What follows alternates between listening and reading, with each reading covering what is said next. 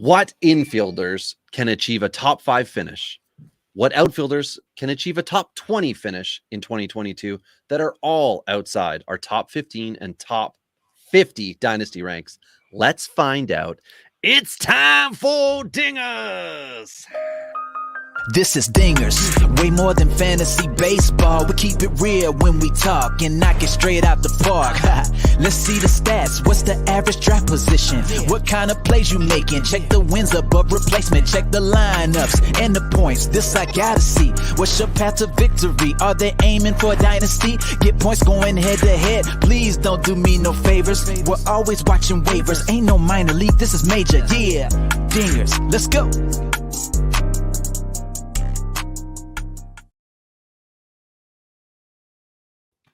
Welcome to Dingers, the only fantasy baseball podcast for smart people. It's not just Pedro Severino that wins you championships. That's why week in and week out, we're delivering tips and strategies to help you live that straight up OG lifestyle. Tyler Childs, joined again, as always, by Robbie Baseball from the Murder Room. Robbie, what are you doing tonight? How you doing? I'm good. Thank you. I'm good. I was just rearranging. I noticed that in the background, you couldn't see my lacrosse stick, and now you can. And also Big League Chew that I mentioned before. I brought her down because this is where I do my baseball in these cold winter months. But I won't chew on air, and my jaw would lock if I did. So I think it's really funny because your room is extremely Canadian, and then there's a Bengals jersey. Well, that's only recent. And I was accused. I've got a couple Bengal jerseys down here. The Red Rifle, Andy Dalton, is over on this side here, out of view. But a few people had said when I'm like, oh, the Bengals in the Super Bowl, they're like, you're not a Bengal fan. I'm like, Keyjana Carter, baby, mid-90s.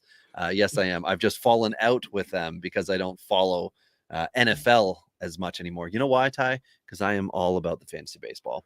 Well, I mean, we're very much anti-leagues that have a CBA in place. I mean, let's be honest here. yeah, that's true. They are doing their best to ruin things because, Ty, this is your time of year. Spring training games would be getting ready. My fantasy season is shot. Like, if I don't have the ability to scout spring training, like, I'm screwed. I think this was when games were supposed to start for the Blue Jays today. Yeah, they were today. They're supposed to play the Twins. You know what I do find funny about the CBA negotiations, though? And I haven't seen anybody comment on this, and I've sprinkled a couple Twitter comments here and there. But if you look at all of the video of the players arriving to the meetings, there's like 40 parking spots, and they all park in the back of the parking lot. And I cannot for the life of me understand why they're doing this outside of somebody with a camera just filming them walking, just so they can have footage. Like, it's just so Madonna, like it prima donna, you know, it just, it's gross. I hate every second of that. They may all have very nice cars. And I know my father-in-law always parks way the heck away from everybody in a parking lot because he doesn't want someone to park beside him and ding their door. So maybe that's it. Oh, geez, my phone's going off here, Ty. I'm so sorry. I thought I muted. It's just very popular. We're very popular.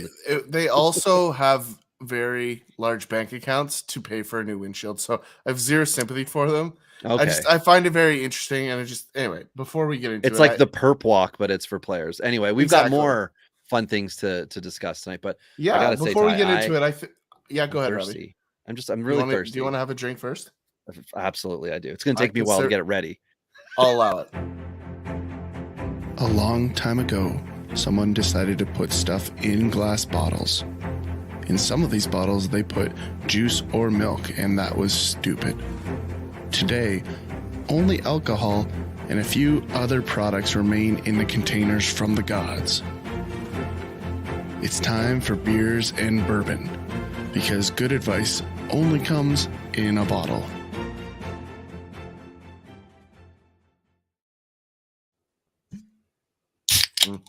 Yeah, it was very quiet. Very quiet. I had a good first, good second, and you know what I'm doing? I am crown floating tonight, and are you allowed to be a Bengals fan with that drink of choice? Like, I don't know if that they would allow you. It costs more than most of them. It's not Busch Light. If you sat in the bleachers and you were pouring multiple things into one, that would be really funny. It would be get out. Oh, I wouldn't do this if I was to go to a game. The last time I saw the Bengals play live was in Buffalo. And that was when Trent Edwards was the starting QB for the Bills. Yeah. Thank you very much. Yeah, Talk to me. before Fitz Magic even happened.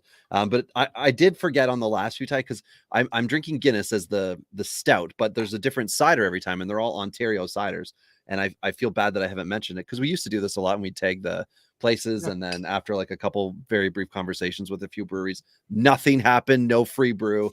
Anyway, so Coffin Ridge is the cider factory that we'll say, the Yep. brewery, 100% Canadian. They are out of Anna or Annan, Ontario, which I don't know where that is.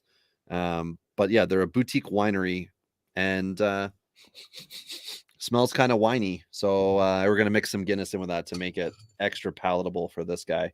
But what are you taking down Well, tonight? I have a bottle of Elijah Craig in the small batch, which I am a huge fan of, and we're going to get into that this evening.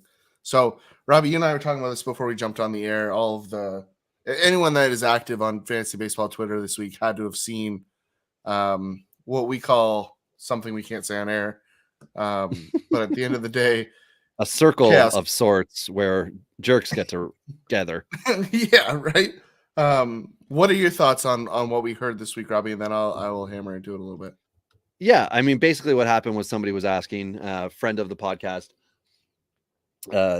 Dave was saying, like, does anybody care about the leagues in which industry people are in, and if they, how they do within those leagues? So we all know that there's the Great Fantasy Baseball Invitational that Justin Mason puts on, and there's like 400 plus people that go in that, and it's gigantic. A lot of Twitter focus gets put on that, but there's also all the people from the website National Fantasy Baseball Championship, or NFBC, that in recent years have basically arrived on Twitter and stake their claim as experts because they've played in leagues where you have, I think it's like $2,500 buy-ins or something like that as the max, the main events, and you can win a lot of cash in those. And that's awesome. But there are also dynasty leagues that we've been playing in for years that have payouts $2,000 and larger.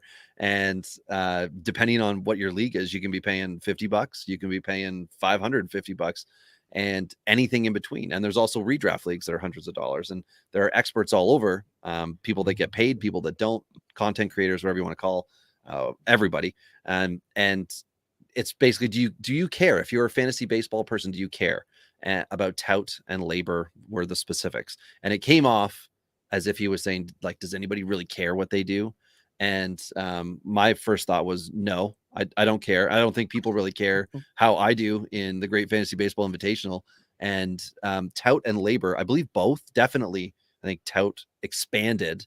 And as soon as you do that, you're no longer in that like only 14 people club, and they talk about how they do it, or they beam like a points league or something else, like whatever they did, they changed. And as soon as you change, you're not what you were, whether it's good or bad. So for me, I don't care. I didn't care before. And I didn't think it was like the best people that were in it, because I've talked to some of the fantasy baseball people who are in it or have been in it. And they will tell me things that are hilarious about, it's this person drafting when they're taking a closer way too early. And, like this person's just nuts for catchers because they seem to think that there's an advantage when there's absolutely no advantage. No different than the NFBC guys drafting two catchers. And we talk about it all the time. Why would you want the worst position in fantasy baseball to be doubled up? Why is that the format with NFBC? It is so ridiculous. And those are the big money leagues. And it just means more and more luck is involved. And then you get into that conversation about luck versus skill. And in fantasy, anybody who's going to try to tell me that there is, well, Ty, you say your piece. I can. Well, I think it's interesting. I mean, the whole conversation became about like who's right, who's wrong. And the reality is like, there's no such thing.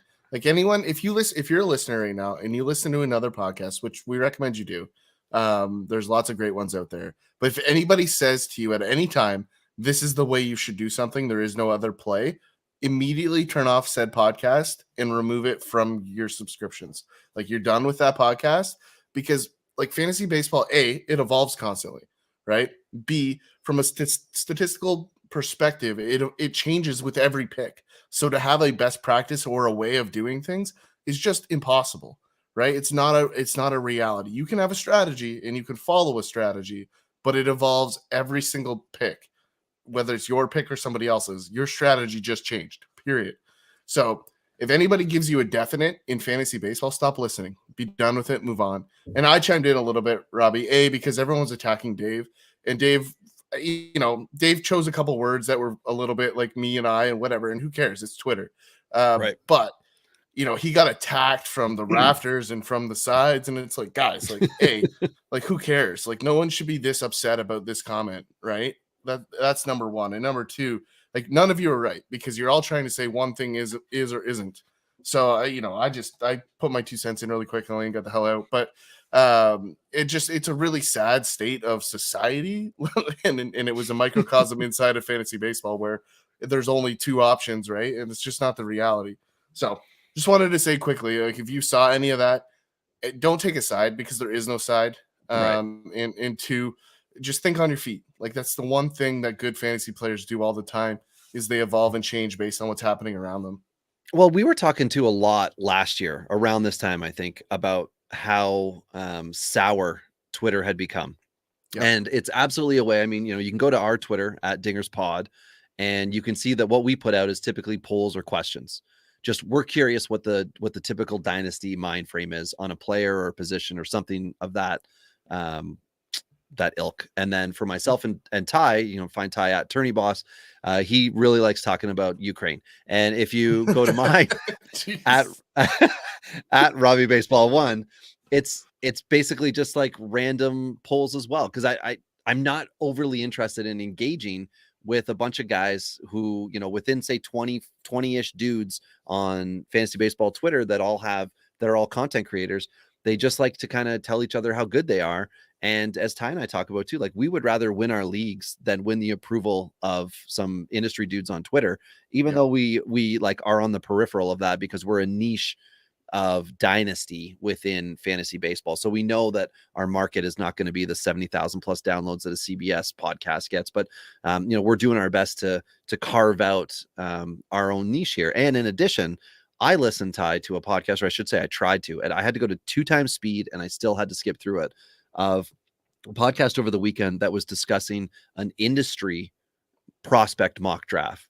And it was discussing that what those prospect drafters drafted was interesting because of who the players were they drafted. Now, this is all the same pool.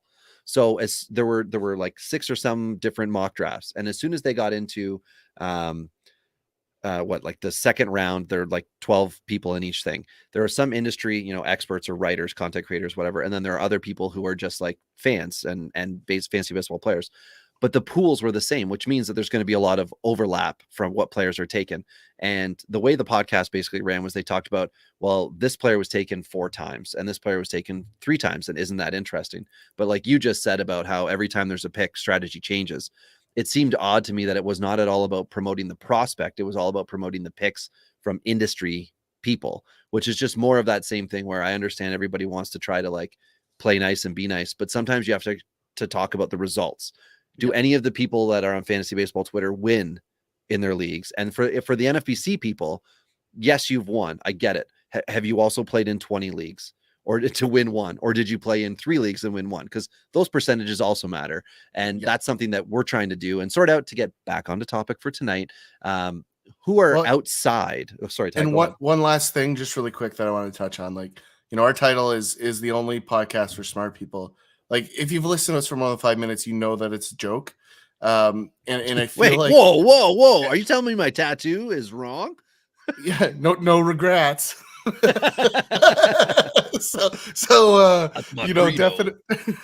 Yeah, right. It's definitely like, we have a lot of fun. If anyone listens to us, you know that. But at the same time, like, other people truly believe they're the smartest people, right? And those are the ones that you and I for sure have so much trouble stomaching, and there's lots of them out there. But there's nothing wrong with having confidence, but being the pedestal, like, I am the best, I have the best model, I have the best path. It just, there's no place for that. So Robbie, let's leave it there and let's get into tonight's stuff. Oh, I thought you were going to mention the Patreon now, so if people could pay us $49.99 for the ultimate draft kit. The correct kit. Yeah, that would be a good name for it. The correct draft kit. Yeah. We're not doing that. It's not $49.99. We should have the politically correct, the politically correct draft pick.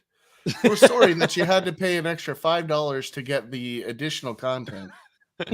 Yeah. But anyway, so what we are talking about tonight on topic is we just finished our dynasty rankings. We did not go through the 51st through starting pitchers.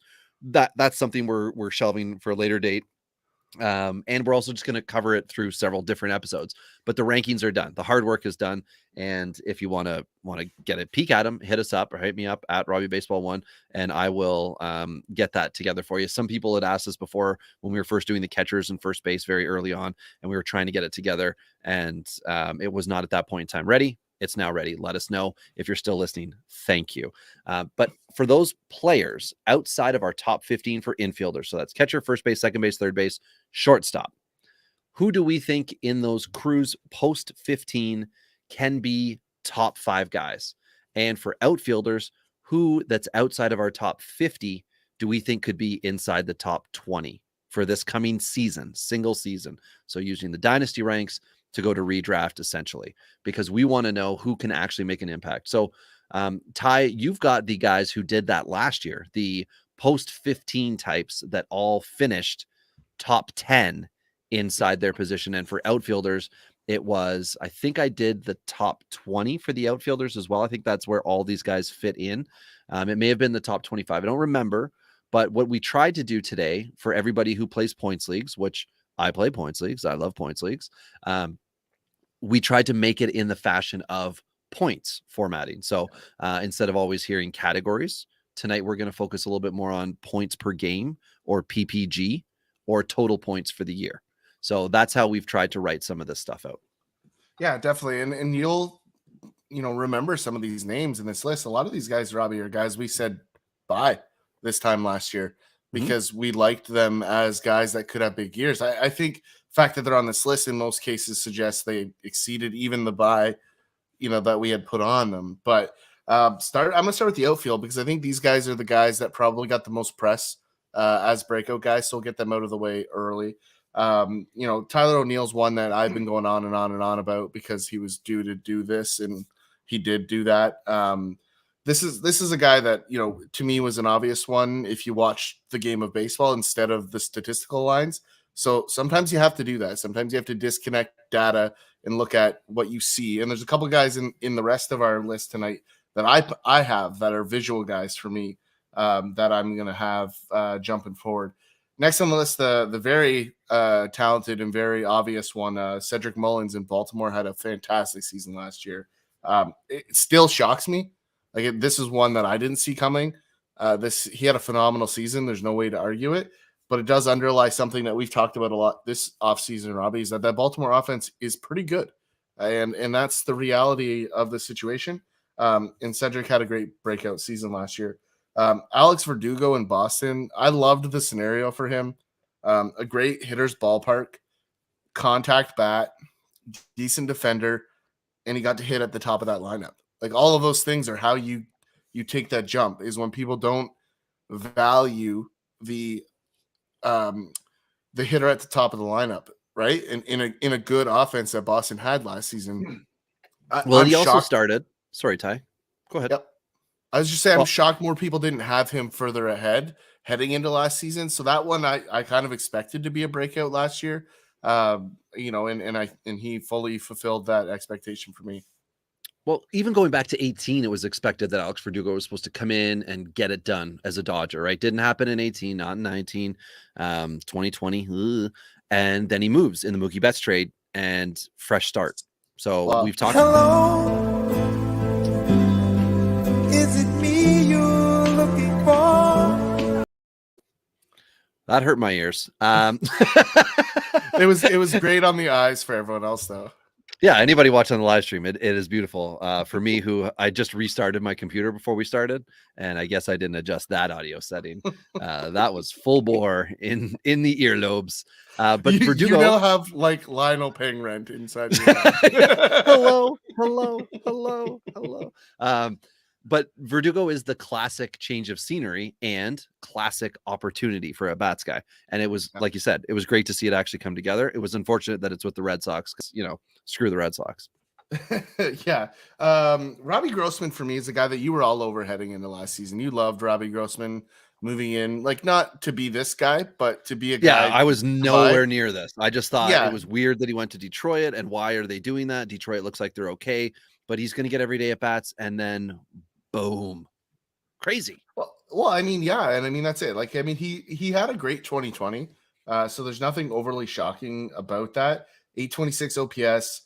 He hit 8 home runs in the shortened season, right? So there was some build up to Robbie Grossman figuring something out, and Detroit capitalized on that. So good for them.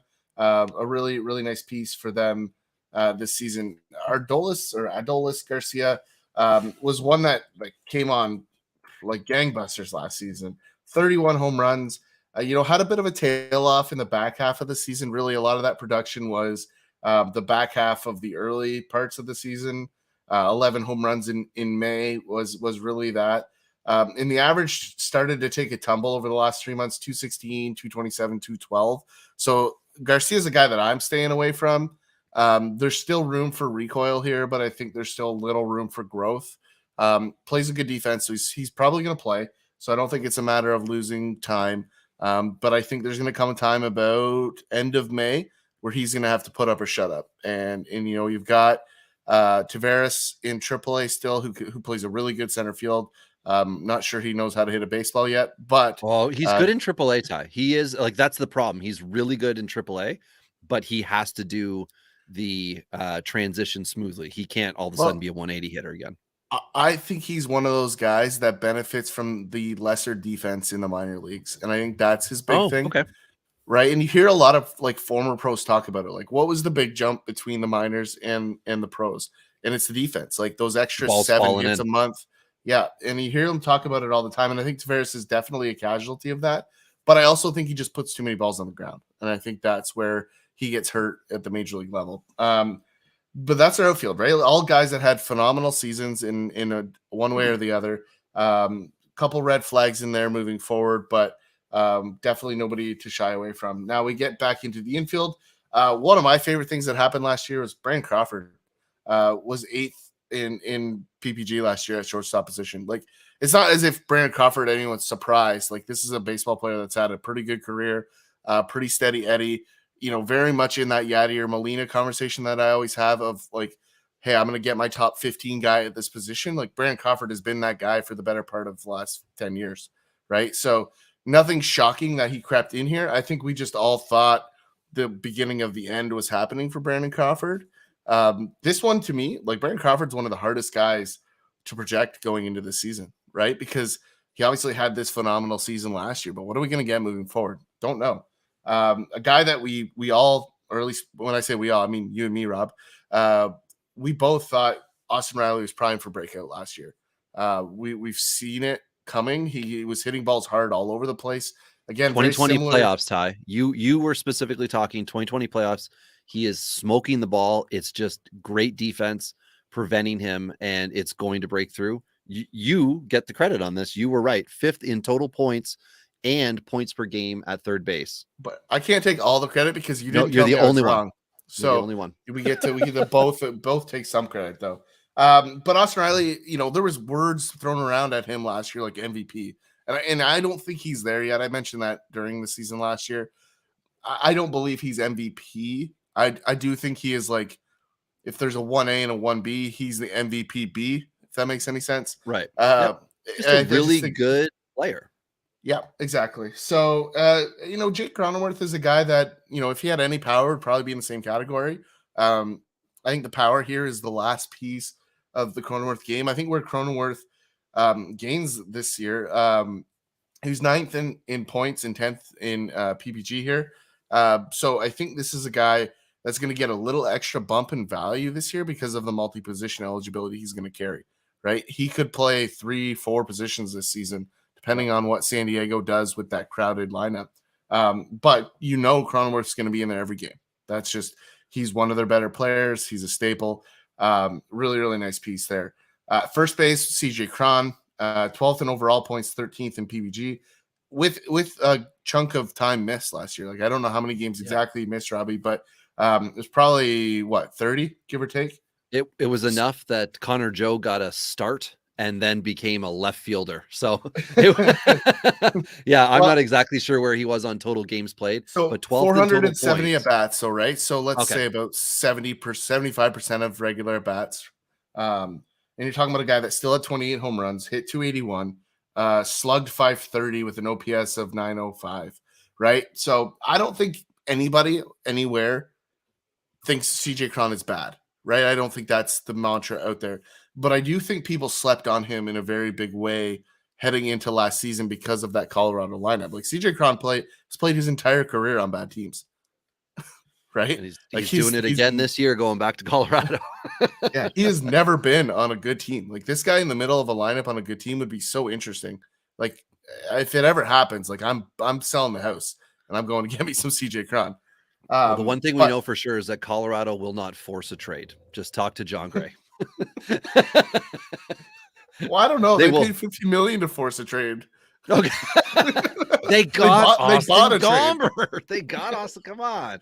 Yeah, All right, they now bought talk about a the trade. least important of all of these breakout guys from last year, because he's also the most depressing of them all. My goodness. Yeah, I mean, the anytime we have Mike Zunino on a fantasy baseball list, I'm sad, right? I mean, this is a guy that- he was an all-star last year, right? Like that's, I mean, he had a great season. I mean, as a baseball player, I love Mike Zunino. As a fantasy baseball player, I want nothing to do with him. And so he had a great season, but a lot of that was jammed on the front end, right? He had, of his what did he finish with? I just said it, 33 home runs.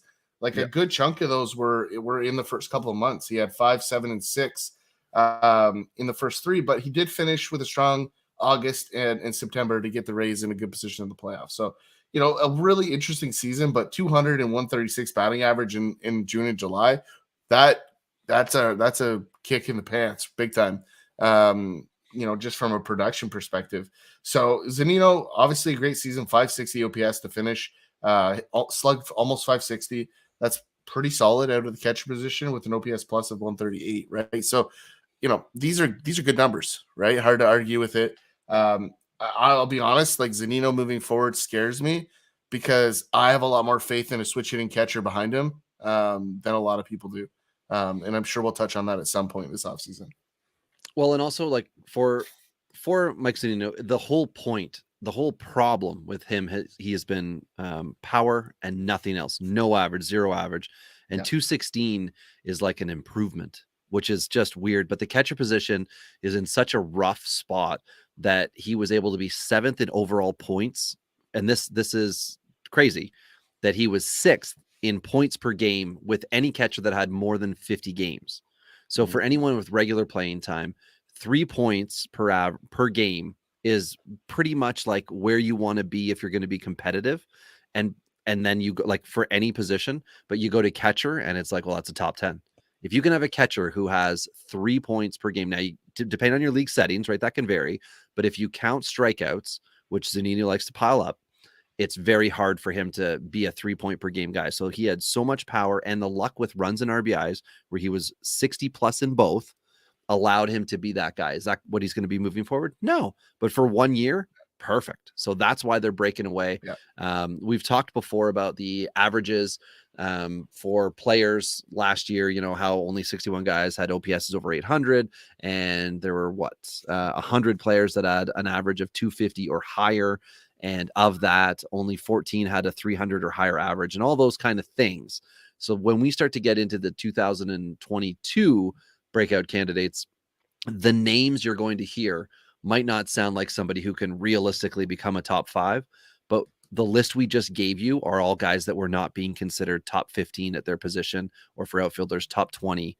So let's just, let's remember that we're doing the work here so that you have easier decisions to make for yourself. So Ty, we just finished with catcher. Let's start there again. I took the average for the top 10 at each category for catchers. So for runs, I just clicked on runs, the top 10 runs for catchers. I added them up, divided it by 10, and 60 is the average. For RBIs, it's 69. For home runs, it was 24.7. And that's because of Sal Perez having enough home runs for 2 catchers with his 48 last year. Without Sal Perez, the average was 22. They averaged out the top 10 catchers, 5 stolen bases, and the actual batting average was a measly 264. So you talk about Mike Zunino with the 216, the average for the top 10 catchers with 200 at bats was the minimum I did for everybody here, 264 average. So Ty, who do you think can be in that realm like, let's just say that would if that catcher existed, 60 runs, 60 RBI, 24 home run, 5 stolen base, 264 average. That's a top 10 catcher for sure. So who do Yeah. you think can be one of those guys next year that's even better than that? I don't know what even better, but I think those numbers get you there. Inside of top 10. Yeah, I mean those numbers are good. I like Mitch Garver to have a bounce back here this season. I mean Ryan Jeffers is going to steal some at bats here, but I think the way Minnesota's built, I think Garver is going to have enough at bats to do some damage. I mean he's a career 875 OPS guy, so very similar to what we talked about with Zunino. And I've beat him to death on Garver in terms of his inability to hit pitches that aren't the fastball. But I have some faith that Minnesota lineup's going to have a bit of a bounce back this season, and I think he's going to be there. So I mean, he definitely needs to tell Joe Boo to screw off. He's going to do it himself. There's no questions about that.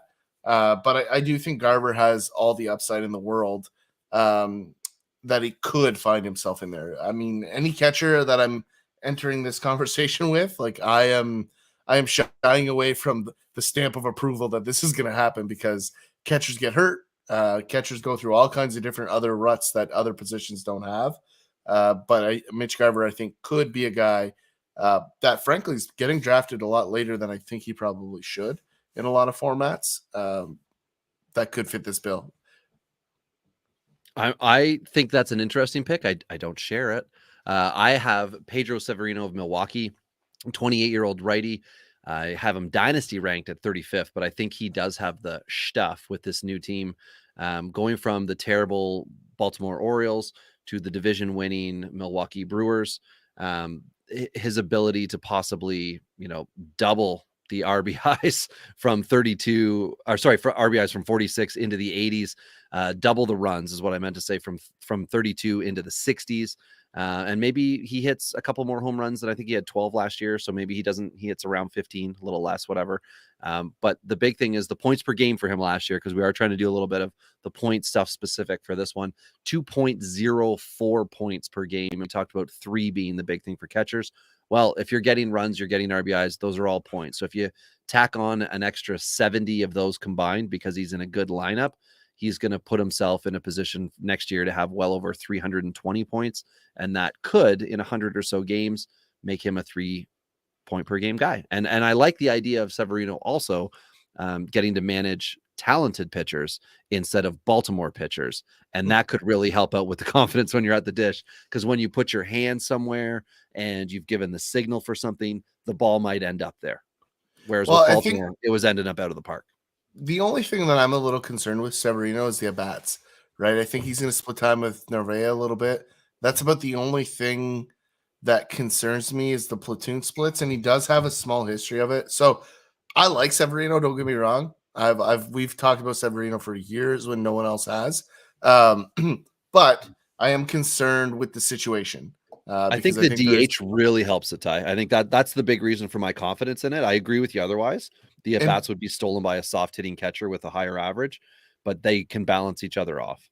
And I was with you until they got Renfroe, and that clouded that conversation too. So I think it's probably going to fall somewhere between a straight platoon and, full at-bats, but that's the one thing in terms of achieving the rank we're asking them to achieve in this conversation. It's the only concern I have there, because I like Severino. I think he's very underrated, and there could be a big breakout here, which could make Narvaez useless, frankly, if the breakout is there.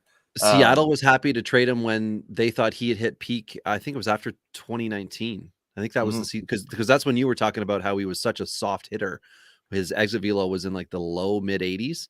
Yeah. And you said, like, I don't see how this is going to happen. And he did not have a great follow-up season after that. But last year he came back strong. But again, average strong, not runs, RBIs. He's not a 5-category guy. If we're doing 5x5, Severino has the ability to help you in 3 with the outside shot at 4 if the average ticks up. Certainly not stolen bases. And again, with catchers, if you're asking for stolen bases, you must be looking for a top 2 catcher, whatever. You're hoping Dalton Varsho is catcher eligible for the year. Anyway, we'll move on to first base. We each have a different guy there. Last year, when you take the average of the top 10 for runs, are you ready for this? It's a tick up from catcher. It's 98.3 runs. The RBIs, the average was 102.3. Home runs, 35.5 home runs. Stolen bases, 8.9. And the batting average for the top 10 first base eligible players, 299. You want production, you want to put something into your fantasy lineup, you don't do it at catcher.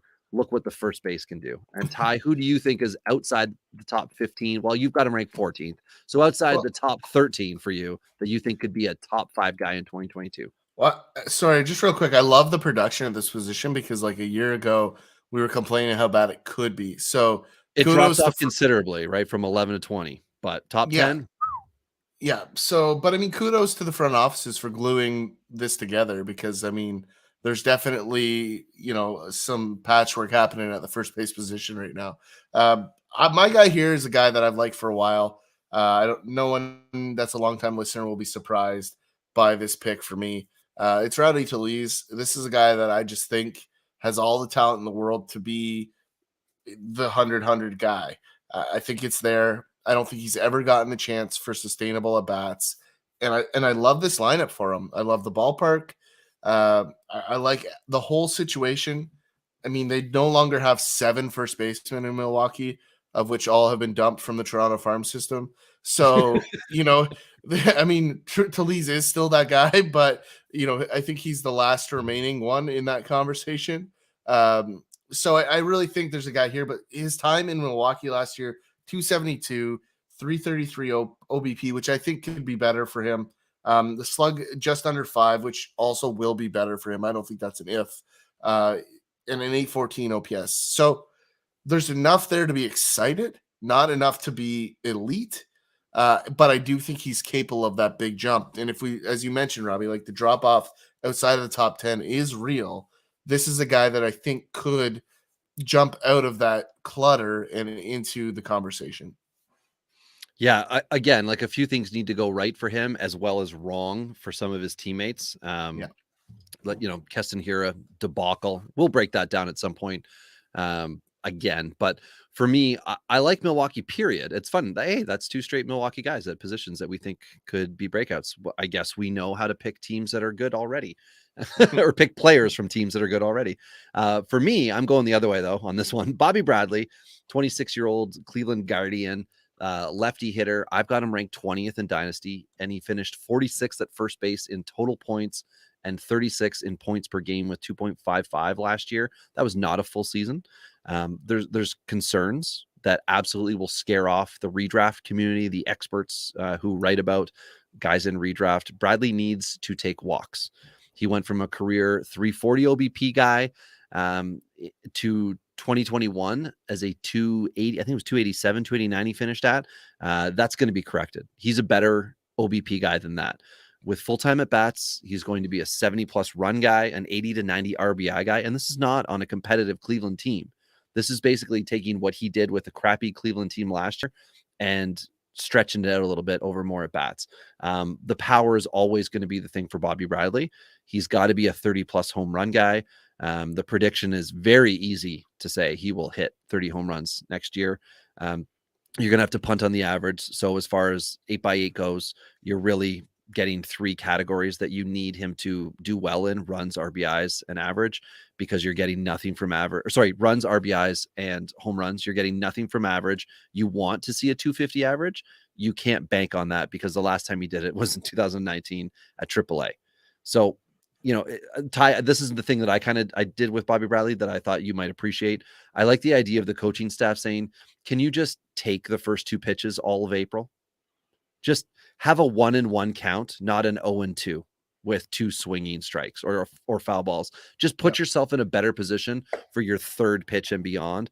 And if they can do something to that degree, I think Bobby Bradley has a great chance to surprise the heck out of everybody and be the big, oh, wow. I mean, we talked about it when he was a prospect and we this and we that.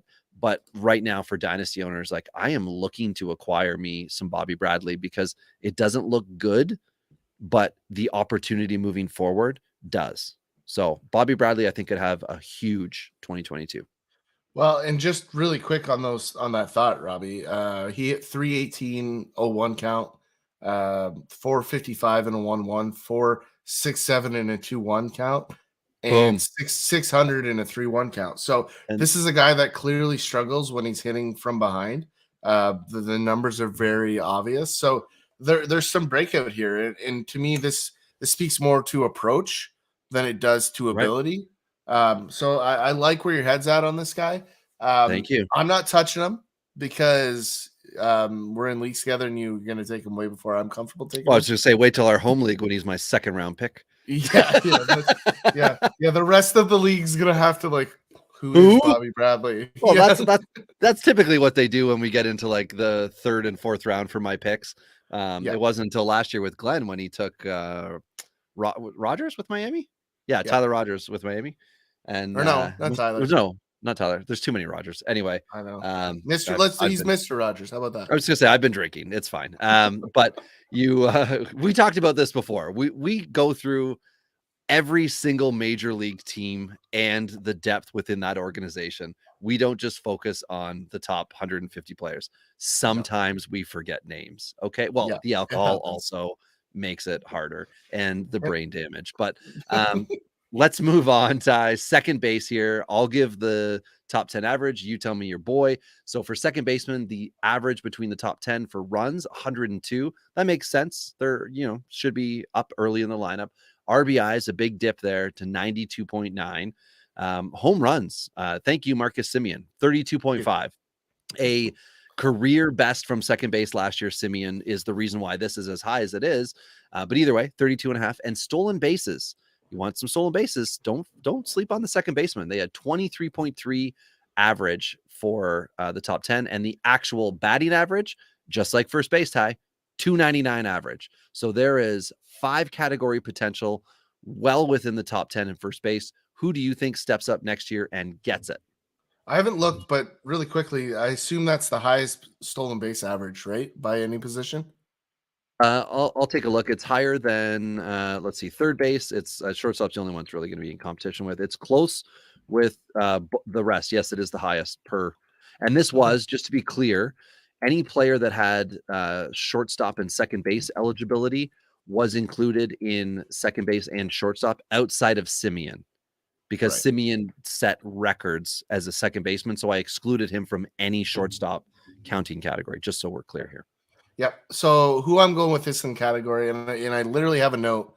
I hate this option some kind of bad because second base is not very deep at all. And so to find a guy that can actually break into a top 5 in this category is tough.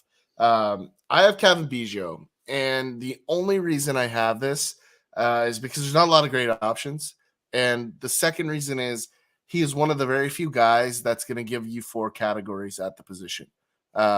And when I say is going to, I mean could give you.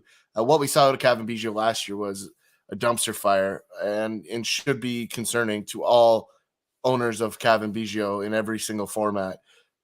However, on the flip side of that, Kevin Biggio could also be an 80, 30, 20 guy. Like that's very plausible in a healthy It's true. season.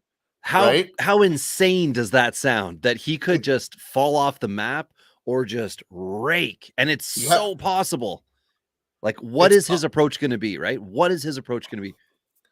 He's the opposite of Bobby Bradley. I want to see him ripping first pitch fastballs all day, every day. I think there's going to be a better hitter here. There's too much of a track record of plate discipline and power, and his dad's one of the best contact hitters of all time.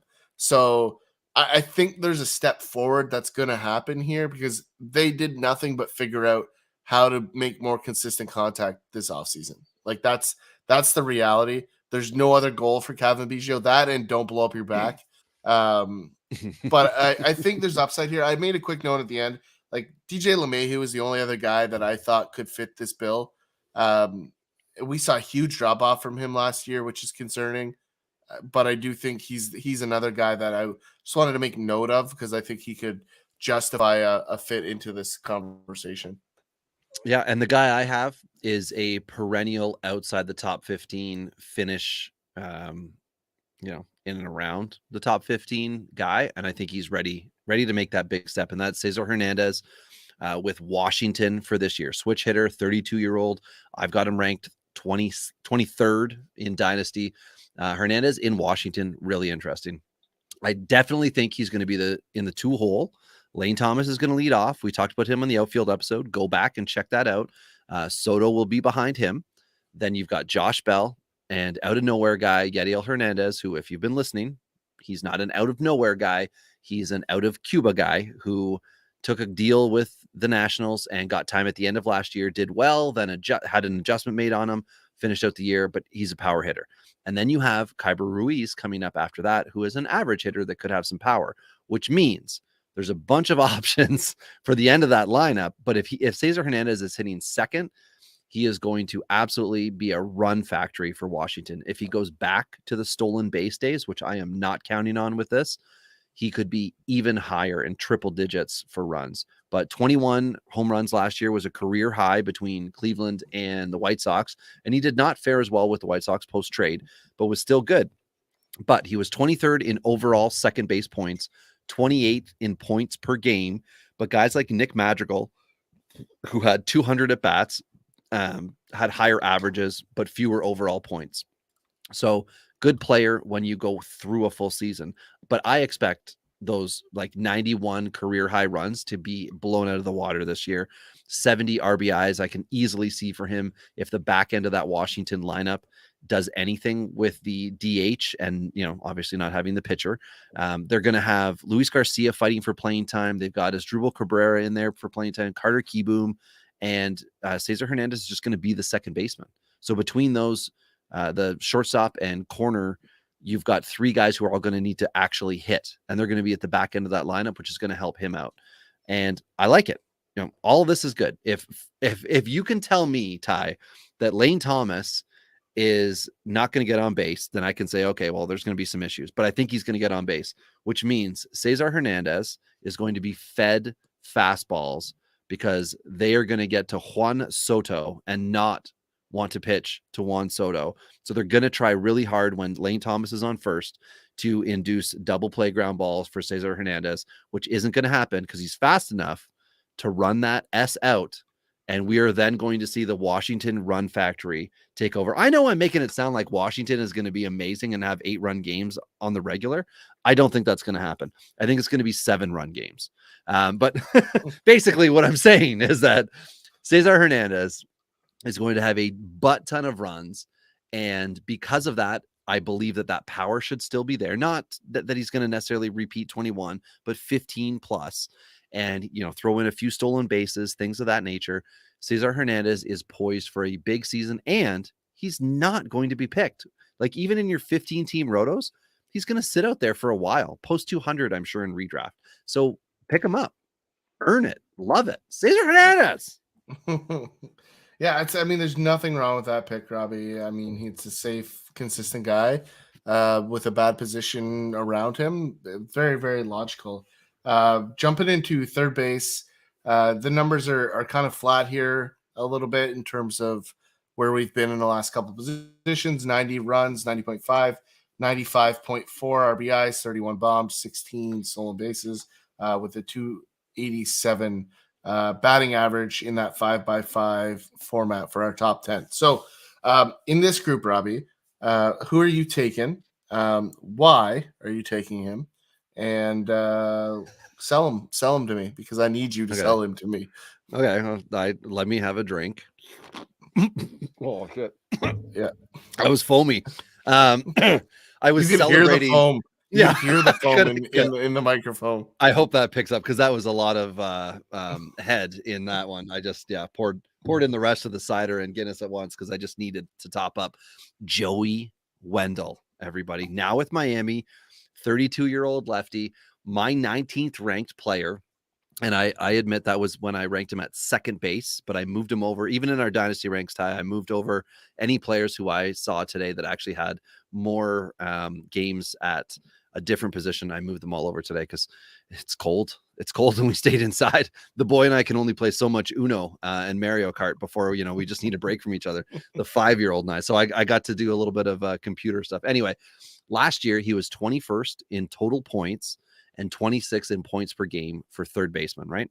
Forget about it. Who wants Joey Wendell? Well, a trade from Tampa Bay to Miami is not going to hurt his playing time because he's still going to be able to go to third, move to short, which they don't really need that because they've got Rojas who's going to be there, but also go to second if needed. It's great. Yandy Diaz, go take your time with Tampa Bay at third base. Utility guy, what is it? Arizona utility guy, Josh Rojas. Sorry, that's what's the Rojas that's in Miami? Miguel, thank you. Yeah, Josh was the comparable I had in Arizona for him. But anyway, you're going to be getting better counting stats with the Miami lineup because I know Ty's got a guy to promote later on. So do I in the outfield with Miami. But a return to a 280 average, a 350 OBP will really help him out, which he did not have either of last year. And Miami's just going to create runs. And I think the latter part of the lineup, which I think is where Wendell's going to settle, 6, 7, Wendell's 8 would settle. be rough. Pardon me? Wendell settle. I like it. Yeah. If Wendell settles in that latter part, he's also going to be in position to move the sluggers of the lineup around. And he's a hard hitter. So I think it's going to happen. I think we're going to see a lot of RBIs. And then he's going to have to do his thing to make sure he's getting, that single becomes a double kind of thing, moving, first to third well. I like Joey Wendell to be a surprise here. Obviously, none of the 2021 stats line him up to do what I'm predicting he's going to do, but that's okay.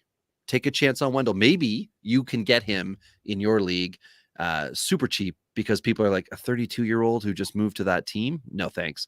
But a lefty lineup or a lefty batter in that lineup is going to be huge. I don't necessarily disagree with you there. My only real concern is he's going to have a short leash, right? I think he's going to have every opportunity to win at bats right out of the gate, multiple positions. All that's great. But the bench has 3 very capable guys that I think are going to steal at bats in Garrett Cooper, John Birdie, and potentially Monte Harrison, who we've seen recently this week is spending some time with live pitching against Alek Manoah. So he's either going to get really comfortable striking out, which is what we know about Monte Harrison, or he's going to take a step forward, seeing some good pitching. So we'll see. But the point is that I think Wendell has every opportunity to achieve, but I also see a little bit of a cliff potential there for Joey Wendell because we saw a decrease in at bats in Tampa, right? That happened, and then the trade to Miami also there, and there's good reason in Tampa, but yeah, let's not say that Joey Wendell like the story with Joey Wendell, Ty, is a weird one, right? Like rookie of the year in what was it, 18? Fell off the face of the earth in 19 with injury, comes back in 2020. I think that's right. Am I right? Comes back in 2020 and plays, and then he didn't actually win rookie of the year though. Well, sorry, rookie of the year, top 3 finish, something like that. 4. Okay, sure. Sorry, I'm just being accurate. You and your facts. Fact checking. Go hang out with your Twitter buddies. All right. I don't have any after this week. And that's the way we like it. Yeah, we'll just talk to Dave if we need. But anyway, so you've got the ability for Joey Wendell to actually establish himself like as a consistent guy, because that's what I was getting at, was that he hasn't had the opportunity to do that last year. Last year was the first year, and now we get to see the follow-up. But of course he moved teams. But I mean, when you've got Wander Franco coming in, you've got Yandy Diaz chipping away, you've got Vidal Bruin, you've got guys in Tampa Bay that are young and cheap, and Joey Wendell is not. Well, he's relatively cheap, but it's Tampa Bay, so super cheap. That's why he is where he is. But Ty, your guy's far more fascinating. So why don't you tell me why everybody out there in Dynasty owners, red alert. Ty is about to trigger you. Who's your guy at third, Ty? You know me. I love this. I love everyone's like running, the opposite direction, and I'm just like eating an apple, walking into the chaos, right? So I'm going with Alberto Mondesi. I nailed that one, right? Did you? Did I say anywhere closer, right? That's how we spell it. So I mean, I don't really care. Alberto. I mean, it doesn't roll off the tongue like a heavy, but either way, we're good here. I mean, listen, the upside's here, and there's not a person out there that knows anything about baseball that can't agree there's some upside here, right? Like it's there, it's obvious. The talent, the consistency, not so much. The health, not so much. But this is the kind of guy that has slipped so far back in rankings that you have to think about the opportunity here, right? Like, and that's why we were promoting him here. Is this is a guy that is going to be way cheaper than his upside, and I'm always at least interested in those guys at the very least. This isn't a guy that I'm by any means going out and buying across the board, which I do in a lot of these other guys that we talk about on a weekly basis. This is not one of those. But for the conversation we're having today, which is, can this guy become a top 5 player or a top 10 player, even at his position? The answer is yes, he absolutely can. He's got the power of stolen bases, he's got the power of run production. And there is some power that we do see from time to time. It does come in phases. The big thing for me with Mondesi is really his ability to hit the off speed. Like, that's the thing that is alarming and concerning. The last 2 years against the breaking pitch, 147 last season and 188 the year before that. So those numbers are very Mitch Garver. However, the 2 seasons prior were 253 and 260 on the same pitches. So I'm going to bet on a recoil on the off speed just a little bit. Like, it doesn't need to be a full back to 260, but if it's anywhere close to that, we got something here, right? So that's what I'm looking for. Is I'm looking for this jump. Go ahead, Robbie. I just wanted to put this in because I know we're talking about single season, so redraft enters play for us because a lot of the dynasty value gets put off to redraft. So I just very quickly went to Fantasy Pros, fantasypros.com, not a sponsor yet. And Alberto Mondesi is the 7th third baseman off the board. His average ADP right now, Ty, is 67. So Wow. you Ty are, and I'm not disagreeing whatsoever. I'm just making this statement. You Ty are saying that Mondesi could absolutely return a top 5 third base value, and I do not disagree.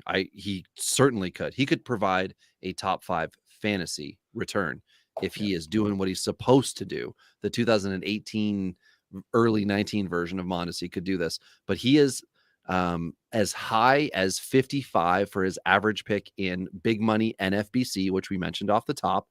And then you get into Fantrax, which uses a lot more dynasty, and that's more our waters we swim in, where his ADP is as high as 78.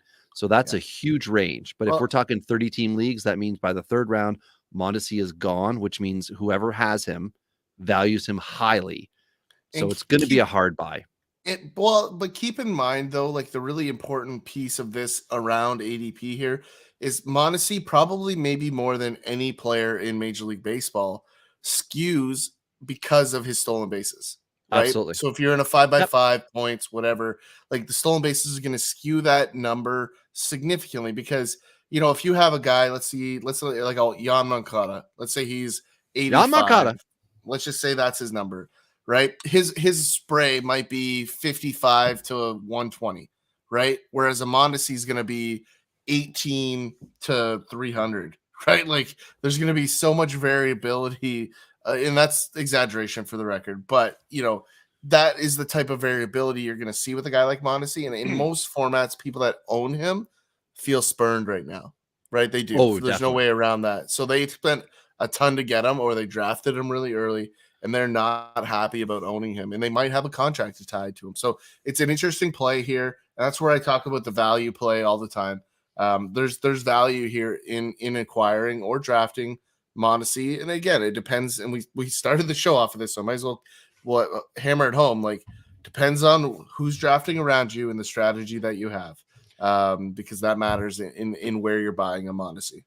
Yeah, and to be clear, I love the idea of a healthy Mondesi stealing bases at third base, because that means we're entering Jose Ramirez territory, because there aren't stolen base guys at third base. So if you're able to get Mondesi, third base is where he's going to play with KC, because Nicky Lopez will be shortstop, and then whatever's going to happen with Bobby Witt and all that fun stuff. Mondesi is set up to be their third baseman. So I did this with Ohtani last year, Ty. People were all falling back on him, and I said, you know what? Live and die by the sword, baby. And my sword was Ohtani. So maybe that's what's going to happen with dynasty owners out there. Just pick him. If he's your guy, go get him. If you Rafael Devers is my example of a guy who I was like, you know what? I liked him and then I didn't like him. And now look at what he's doing. And I'm missing out because I sold him everywhere and I didn't think it was a good investment at the time. And I'm doing other things at third base. Well, maybe I don't want to miss out also on Mondesi. So I'm going to go pay that piper.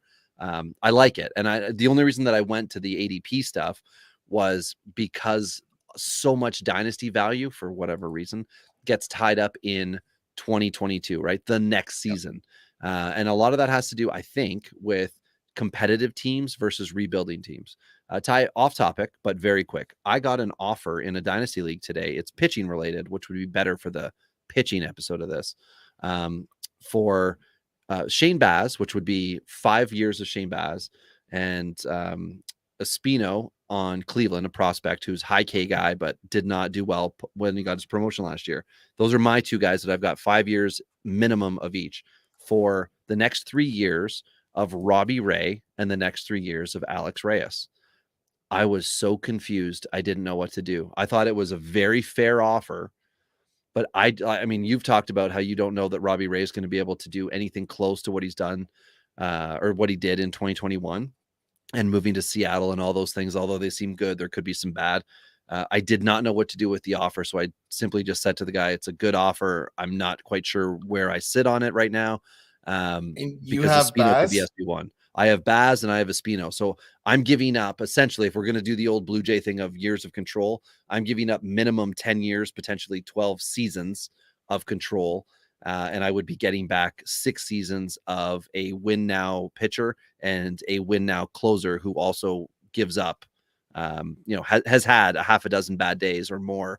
And I just thought it was very interesting. And that's a Mondesi type deal where you're giving up, Robbie Ray, can he repeat? Alberto Mondesi, can he repeat what he's done in the past? People want top prospects in return. At the moment, I'm just sitting on it. I need a little bit more time. I think if I was to do a deal like that, more has to be coming back with Robbie Ray because I think Shane Baz is the real deal Holyfield. And when we talk prospects, you'll find out that he's inside my top to be continued. So sorry, when you say Espino, are we talking Daniel Espino? yes, with Cleveland, Yeah, the so 20-year-old. Yeah, so to me, like I'm very high on Espino. I'm even higher on Baz. Like there's a 0% chance like with either of those guys in the trade that I'm open-minded to that because I think Baz has the potential to be a Cy Young winner. And I think Espino it's too early to put him into any upper echelon, but this is a guy that's carrying a 14.5 strikeout per 9 as a starter in the minors right now. With Just with control issues, major control. Yeah, but the issues, VRA is trending. The whip is 1.118. Like that's not bad. Okay, let's That's save this for the very- pitcher episode. We'll discuss it because by then I will have done something. Maybe I'll put a Twitter poll out. I just want to throw that at you because Robbie Ray, polarizing guy, Mondesi, polarizing guy. So yeah, I mean, if you want to throw that trade at me, My- I'll throw you a bunch of bag of bolts for those two guys if you wanted. that's not what I'm getting at. A bag of bolts, a Cy Young winner is not a bag of bolts, everybody. So shortstop now. We'll move on to that. So here's the line for the average for shortstop, the top 10. The average for runs was 98.7. That's not a radio station. The average for RBIs, 88.7, not a public radio station. The average home runs, 29.5. Stolen bases, 22. Kind of thought that would have been higher, but 22 is still good in today's MLB. And for average, 299.4. Made the distinction because it was higher than first base, which was 299.0, blah, blah, blah. So, Ty, who do you have and why? I have Willie Adames. This is a guy ranked reasonably high in our 5-year rank. I have him 19th. He had 20 bombs in Milwaukee last year, just over 400 at bats. The OPS was 886, very strong. That lineup, I mentioned Talese earlier. Yelich should be better this season.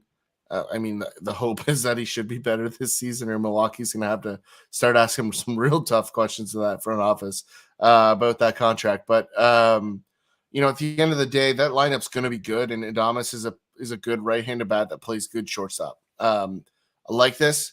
I think that the trade in general says a lot about what they think about the prospects coming behind him. So job security is going to be there.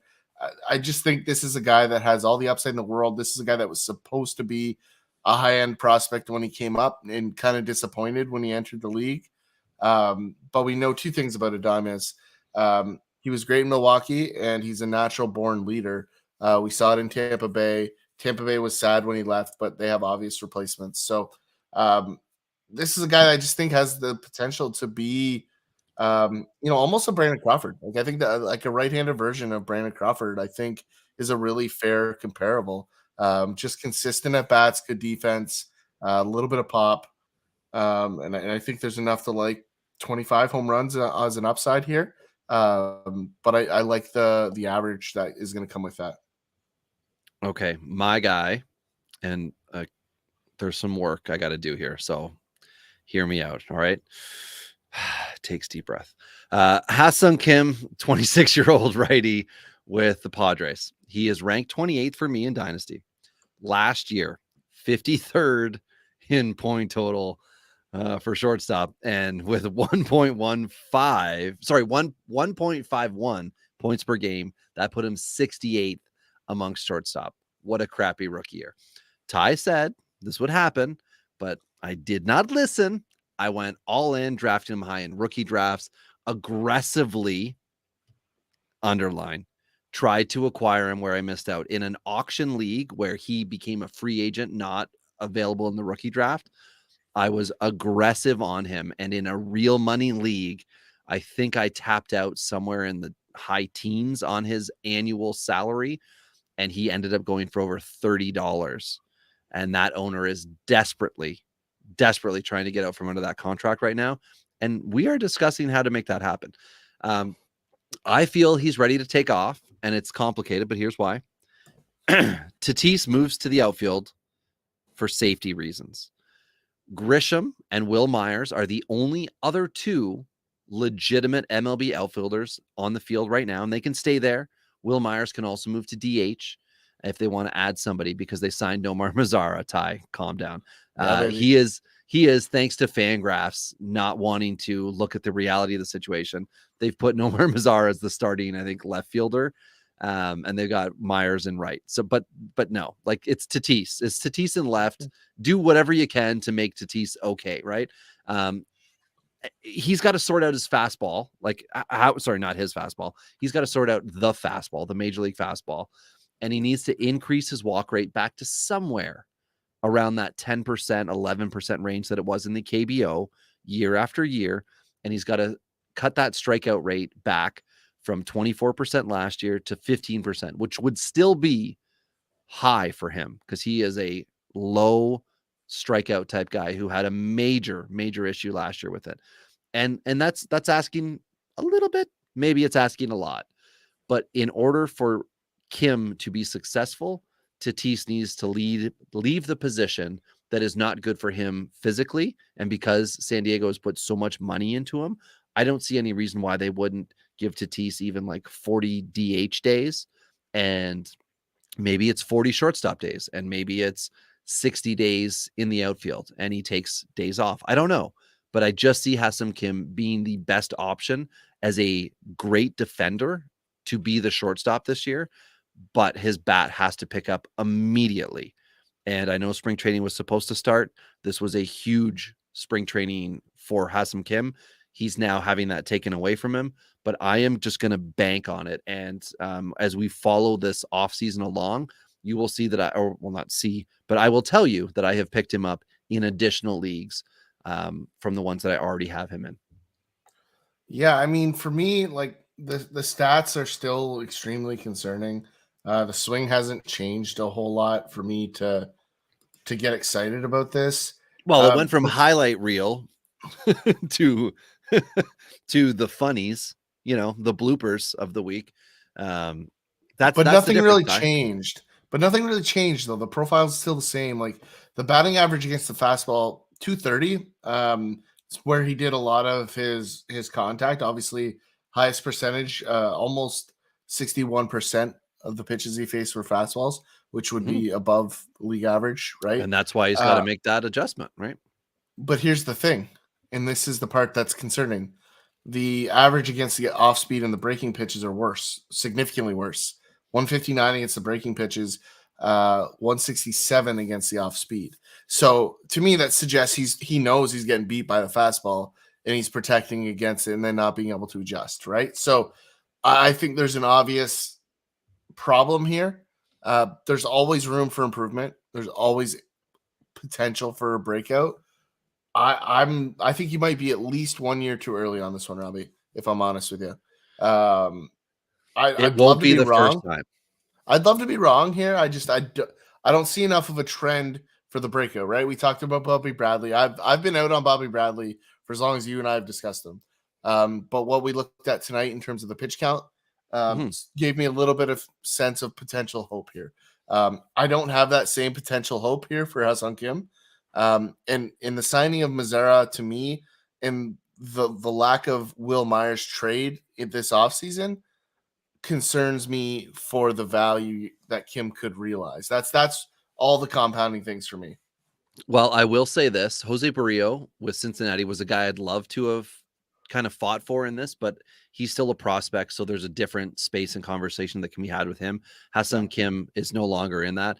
And to be perfectly honest, he does not have the clout anymore of being a fantasy darling. His average ADP is 393 right now, and that's across, the Fantrax, Yahoo, CBS, NFBCs of the world. In CBS leagues specifically, for anybody out there who plays them. I don't know why ESPN's not counted. There must be an issue with Fantasy Pros and ESPN, but he is 440 ADP in CBS. So if you're in a CBS league, just know he is not valued. But Jose Barrio is also ADP 425, not being valued. That is somebody I absolutely want to wrap my dingers around. Ty, let's move to the outfield. I need a bit more positivity in my life. So the average runs for the top 20. So we've expanded the field because we have 3 outfield positions. The top 20 outfielders averaged 95 runs last year. So we think these players have the potential to be in that category. For RBIs, 97. Home runs 34, stolen bases 21, and the average is high. I think it's the highest average, 302.6. That's probably why I did the 0.6. Yeah, it is the highest average of any of the positions. So that's a lot. That's a lot of categories. And just to be clear, if you had a player who was doing all of those things, they're not a top 20 guy. They're like a top 3, top 5 guy. Because that is rarefied air to have those. But that's what you're looking for in the outfield. You want to try to figure out who is in that conversation. And right now we're trying to tell you who we think could be in it for next year. Ty, I know you got 4 guys. Do you want to go first or do you want to go second? I want to go second because I want to get you back on the positivity train, and I like your pick here. Thank you. Akil Baddoo, everybody, 23-year-old Detroit Tiger, the lefty.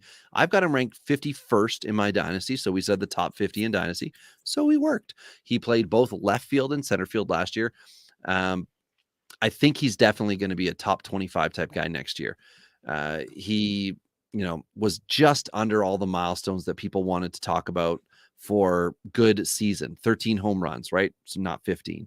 259 average, not 260. 55 RBIs and 60 runs. So he wasn't 70 and 70, but he only had 413 at bats. He also had a period of time where he just wasn't great. He made adjustments, but now with a full season and potentially leading off with Robbie Grossman behind him in the 2-hole, I can see 20 home runs still coming because the back end of that Detroit lineup is going to be veteran laden and there will be guys on base. Now there's also, for some reason on Fangraphs, the written in Spencer Torkelson batting in the 7 spot. Not sure how that's going to work to start the season when he's going to be at AAA, but that's okay. Fantasy Pros is doing their best to put together a projected lineup, and when they do that, sometimes people skew their value. I love the Akil Baddoo as a leadoff guy on Fantasy Pros on Fangraphs. But anyway, if he's leading off, easily gonna still see 25 stolen bases or more from him. What was it last year he had for stolen bases? 18 stolen bases, so not 20. Like I said, everything was under a line where you'd be impressed, but everything is on the cusp. And then if you think about the fact that he missed 150 at bats or more, if it was a full season, he's easily going to get there. The runs at the top of the lineup in Detroit should be 90 plus. If he's leading off, 70 plus RBIs. it's going to be a huge season for him. And I think a lot of people that thought, oh, well, good for him, a Rule 5 pick that kind of worked out. Well, wait till it becomes a Rule 5 pick that's now a stud. And that's what I think is going to happen in 2022. I love this guy for what he became. I mean, you were all over him coming out of the Rule 5. Mhm. You called this one Before the Rule 5, I was saying this is the guy. Here's his you did chance. true in our Rule 5 preview, which we love that episode because Too bad we didn't right. get it. We're right a lot in that. We episode, needed that episode this I know. offseason, Ty. We're right about a lot of those guys. See Jose Siri, if you're curious. But you know, this is a guy that I have one glaring concern, and it's not an issue yet. It's one that should work itself out. And it's his splits. He definitely has a platoon split in play right now. As I'm dragging on, I'm trying to determine whether or not those splits existed in the minor leagues, and I don't have an access point to find I was that. just going to say, I don't think that's available because I was looking deep dive into Badu to try to promote him even more. Uh-oh. Siri's chiming in here. Oh, I'm so sorry. So sorry, Siri. Yeah, I was trying to figure out what exactly the deal was. And that's one of the reasons as well. We talked about Detroit having 4 legit MLB outfielders. Riley Green popping into that conversation, Victor Reyes as well. There will be movement within until Badu is able to kind of like be the guy. Yeah, I do like there was a strong finish in September, right? Which I talk about all the time with young guys kind of having that tail off in the season. You know, he had that injury in August that obviously slowed him down just a little bit, but I think gave him mentally a chance to reset. Pardon me, but we definitely, without a doubt, we absolutely need to see the lefty platoon split shift a little bit this season. Like that has to happen for Badu to be a sustainable long-term guy. But the upside's here, the athleticism's there, the power's there. Like all of what you said, Robbie, in terms of could be a stud is 100% there. We just, the one thing we have to focus on is he going to become Jesse Winker? That's the question. Which, I mean, good and bad within that, right? But let's say this is going to be good. Now, Ty, you've got a fascinating pick here. Some would say controversial. Hit me with it. Sleeper. But I'm going to bring Marcell Ozuna back into the picture here. You know, he was acquitted, plea dealed, whatever happened with Ozuna. That's not what we do here. It's gone in our minds. He's going to be playing baseball again. This is a guy that in 2020 had a pretty impressive line, 338, 431, 636 for a 1067 OPS. Like these are strong numbers, right? The 338 mark would have won the batting title this year. And obviously the selfies on the base path after bombs are completely welcome. I'm for the swagger. Fun. Yeah. I mean, you know how we roll here. Like it's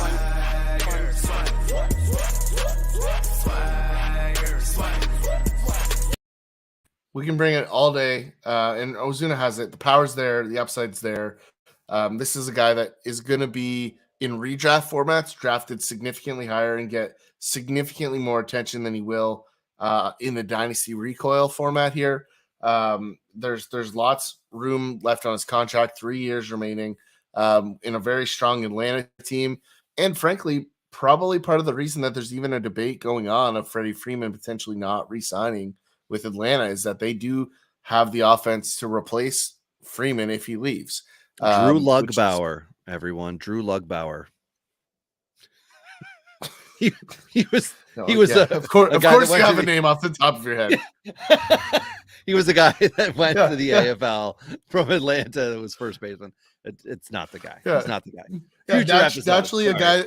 Yeah, it sounds like a guy that spends time splitting between the beer tent and the slow pitch home run derby. You know, Drew Lugbauer, get him in there. But this is just a guy that has too much credentials and back pay. He's going to be trying to prove something this year. So I like Ozuna. I will say this: if you're buying him, let the season start. I think a season off will require him to get set. The lack of spring training will hurt him more than almost any other player in Major League Baseball. And so I think there's an opportunity to buy him after a slow start. That's what I'd be looking for as a buy. And now, if you want to get it solidified, cool. But maybe just don't run him out there every day if you don't have to. Yeah. And so my next I've got nothing on that. I think you nailed it, Ty. For my next guy up, outfielder, right fielder, whatever. Clint Frazier now with the Cubs, age 27, the righty. I have him ranked 94th. Not worth discussing what happened in 2021 because it was ugly. Frazier had medical issues that would ruin any human's day-to-day life. Vertigo, vision impairment, and general post-concussion syndrome. He tried to also be a professional baseball player. So imagine how difficult that was. It took the best hockey player in the world at the time, Sidney Crosby, 18 months to overcome his post-concussion syndrome, and he returned to greatness. I think Frazier can become not just an MLBer, but an impact bat. And I may be a year early on him. It may be 2023, but I think it's absolutely going to start to turn this year. If the Cubs let him DH early to ensure he's able to actually recover after each day, check him out. What's going on? How are the fluids? Blah, blah, blah. How are you feeling? Ease him into the outfield. He's an elite athlete. In the meantime, he's going to be able to sort out that at bat in 475 at bats in 19 between AA, AAA, and MLB.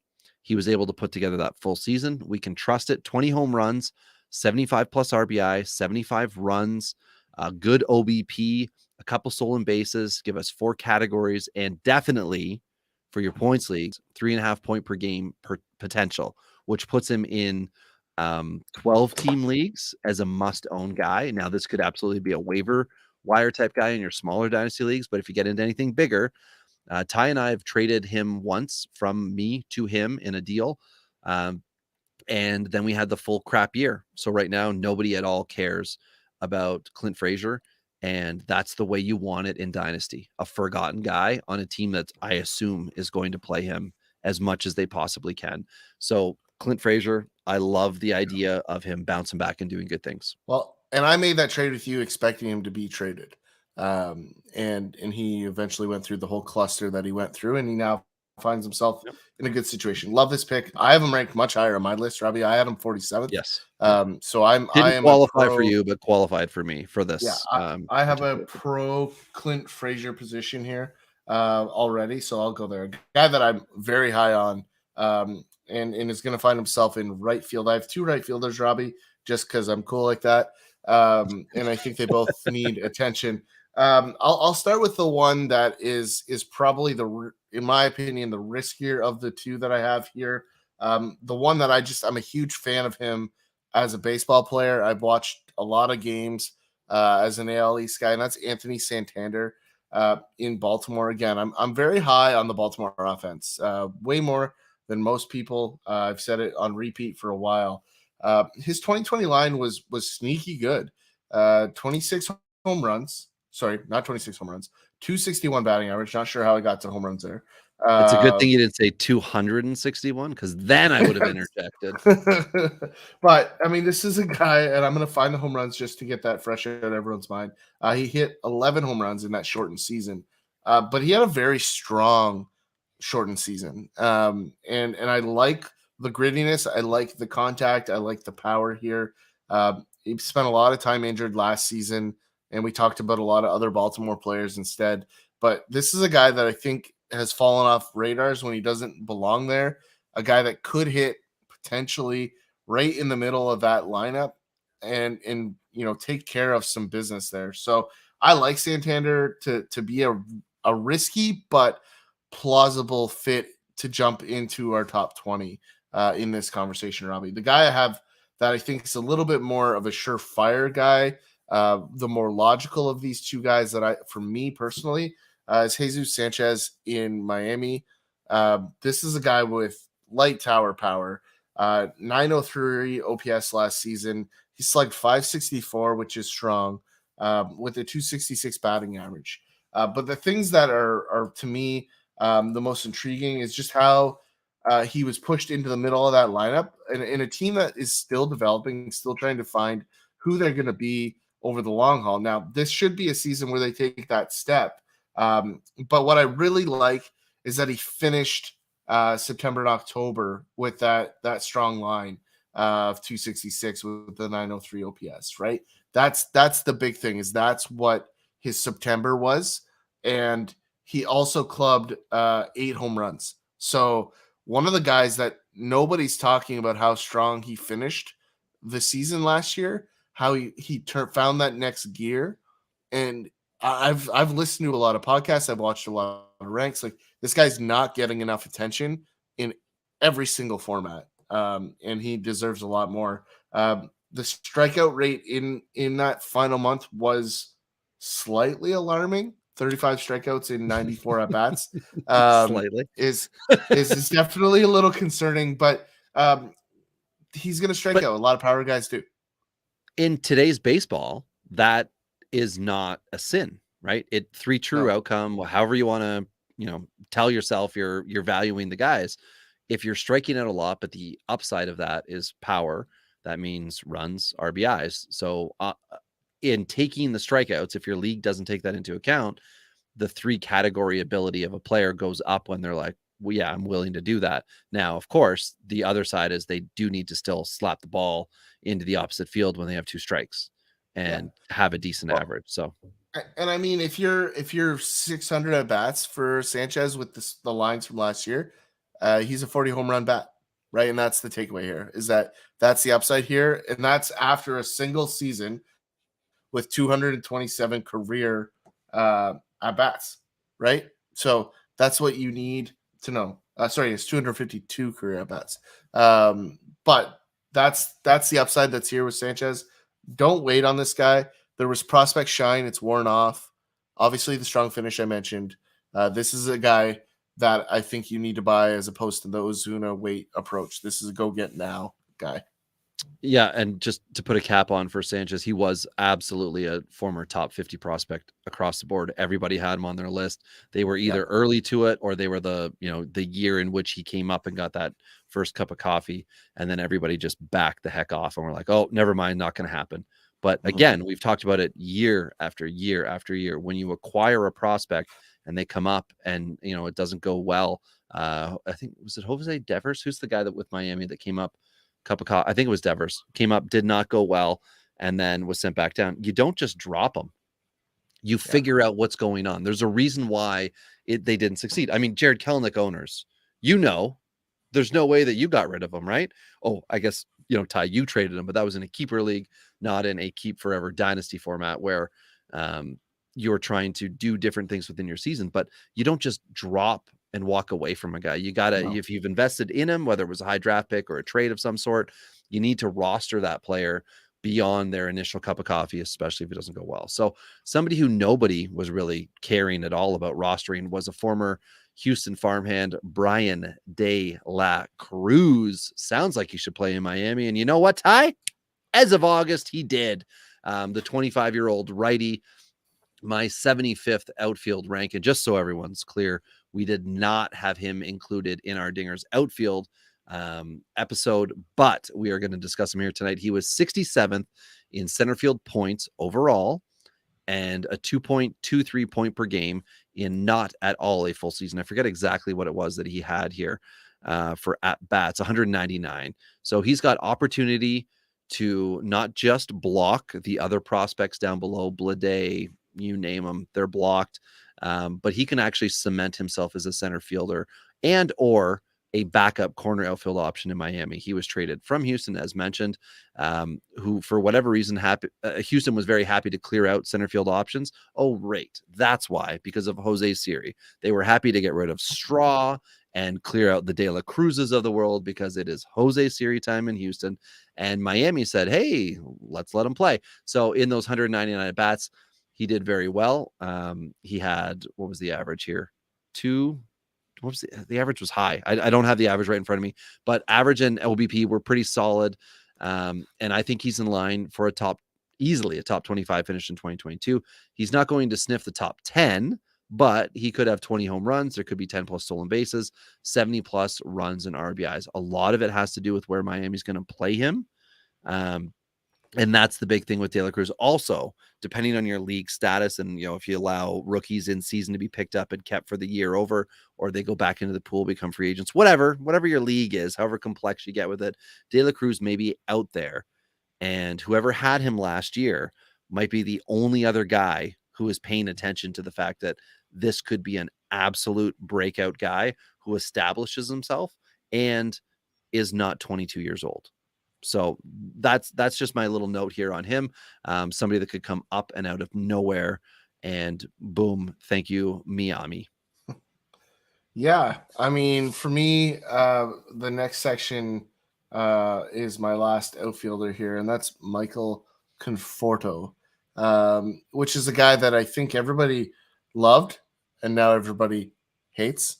But I think there's just a huge opportunity for him to leave the Mets. And if you read any of Marcus Stroman Twitter this week, Oh man, you yeah. know that the Mets organization could not be worse. Negative Twitter right there. I've tied. Which ironically is really similar to the Toronto organization when he left Toronto. Weird how that happened. It's funny how these trends start to exist. Is it the Could possibly player be the player, or is it the organization at this point in Could time? possibly We'll be never know. the constant variable. It has to be the inconsistent one, right? But this is a guy that I think desperately needed to get out of the Mets. I mean, the dream scenario for Michael Conforto is he's a left fielder in Toronto, and he is sandwiched between two good hitters. Like that's what Michael Conforto needs. It doesn't have to be Toronto, but it can be anywhere where he's between two good right-handed at bats, and he's going to get to see the fastballs because he feasts on the fastball. So he is a guy that absolutely needs protection. So if you're looking at Michael Conforto and you're looking to buy whenever they come up with a new collective bargaining agreement and Michael Conforto signs, you have to do a lot of thought around lineup construction here, because if he's exposed, if he is in a weaker lineup where he's not going to be protected behind him, doesn't matter who's in front of him. So absolutely about who's behind him in the lineup. That's where you need to make this decision. I'm assuming he's going to end up on a good team because he's a left-handed at bat. So I think he's going to find a home. I've said it 100 times this offseason. Toronto's so perfect for Conforto. We just have to get rid of Grichuk to make it plausible. But at the same time, like, well, yeah, because that's $10 million, right? With Grichuk, that's yeah, $10 million. yeah. There's 4 or 5 other spots though that are logical for Conforto. What I don't want to see is him in like Oakland, and Oakland gets rid of Chapman and Olsen, and then Conforto's the 1 year $8 million guy trying to rebuild his contract. Like that's the worst thing. I can't imagine anybody would go to Oakland to do that, but it's, I mean, post lockout, who knows what's going to be on the table for him. So exactly right. So like it's just there's so much variability here, but I love Conforto in a good lineup. I really, really do. I think there's a huge amount of upside. He could be the left-handed bat that replaces Freeman in Atlanta. Like there's 100 options here that are plausible. I don't see him as the right guy for Atlanta, but it's an option for sure. So things to look for. I think Atlanta would be happy to get Marcell Ozuna out of left field. right. But I think there's things that can happen here this offseason, and Conforto could be maybe one of the more underappreciated signings that we see post CBA here, whenever that is. And I like that idea with Conforto because we know the ceiling for Conforto is awful high, and that's what we're discussing tonight. Ty, my final point here on Brian De La Cruz with Miami, just very quickly, since I was already on fantasypros.com checking out ADP, I went to see where he was amongst outfielders. Now, if most of your leagues play 5 outfielder leagues, just so you know, that would mean you've got, I mean, if you're in a 30 team league, you've got 160 potential outfielders. But nobody's doing 30 team 5 outfielder leagues. I hope hit us up at Diggers Pod if you are a 5 outfielder 30 team league. My God, the punishment. You must do 3 catchers. Anyway, Brian De La Cruz is the 142nd outfielder off the board, which means there is no fantasy value for him. Even the big ballers at NFBC paying their big bucks are drafting him post 430. So if you think anything at all like I do, you can wait and see, and then get you some De La Cruz closer to the season once we start seeing spring training, anything along that line. Other guys that are in his company that make no freaking sense. Odubel Odubel Herrera, free agent. Josh Naylor with Cleveland. Come on, guys. Come on. Josh Lowe, who we talked about on the outfield episode, as a prospect. Also prospect not close to being taken. Robert Hassel III. And then Zach Veen, who, again, absolutely no point in impact for him this year. So De La Cruz is kind of hanging out by himself, and he's right beside Corbin Carroll too, Ty, who we've talked about, the Nick Madrigal of the outfield. And we don't want Nick Madrigal profiles in the outfield. I'm going to put you on the spot because I want to know what you think on this one. Yeah. Are you suggesting you take Brian De La Cruz over Josh Naylor? Yes, I am. Ooh, I am saying that. Interesting. Okay. That's a bold take for me.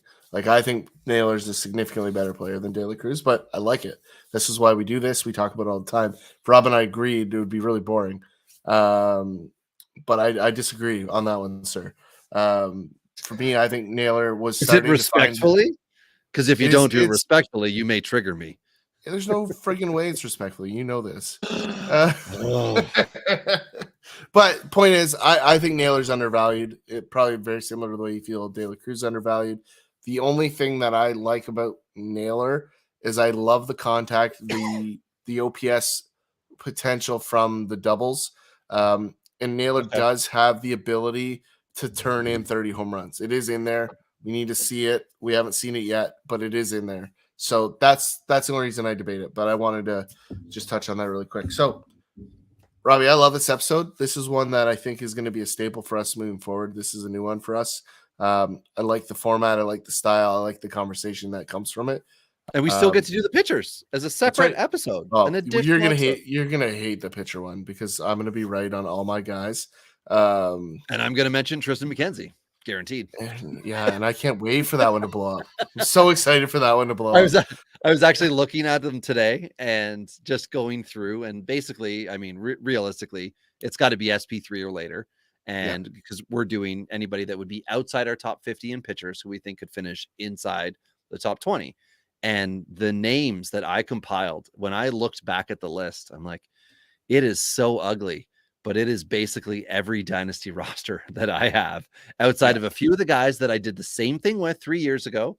The Alcantaras of the world, who, Aaron Savales, who are now on my team, expected to perform, and the odd prospect that eventually becomes Julio Urias. But when we go through, it will be a tooth and nail discussion. And we want to hear from you. If you've got any suggestions, Twitter folks, that's the easiest way to get to us, at Dingers Pod, and say, here's a pitcher I like. Can you tell me why he should or should not be potential top 20 finisher in 2022? Yeah. I mean, I'm so excited. Like, because Robbie, if we were debating over which one of these guys is not going to be awful, I like your chances. But if we're talking about guys that are going to jump into the top 10, that's my wheelhouse. Yeah, it is certainly not mine. I am all about if they're not injured and 19 things happen, here's your dude. Here's your dude. It's fantastic. I love it. So that's a great spot to leave it, Robbie. Looking forward to the pitcher episode. But until next week, it's been Tyler, Rob here